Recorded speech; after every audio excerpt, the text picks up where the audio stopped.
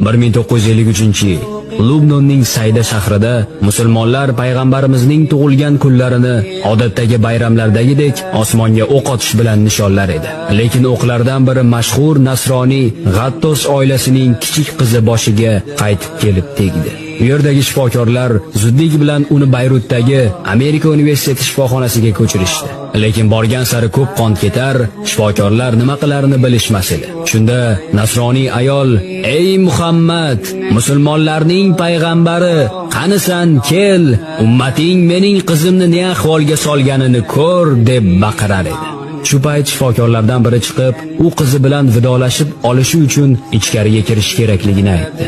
Achinarli holga kelgan onaning vujudini titroq bosdi. Bazo'r eshikni ochdi-yu, hayratga tushdi.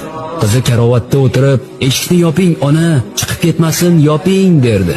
Ona vaziyatdan gapira olmay qoldi. Nima bo'layotganini tushunmasdi. "Qizim, kimni qo'lidan tutay? Nima haqida gapiryapsan?" dedi.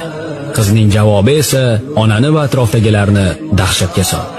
"Muhammad, ona, xonaga Allohning rasuli Muhammad kirdi va qo'lini boshimga qo'ydi. Shunda jarohat ham, qon ham ketdi. Siz eshikni ochganingizda u chiqib ketdi" dedi. Qizning onasi, oilasi, G'attos hamda aqshlik shifokorlarning barchasi islomni qabul qildi.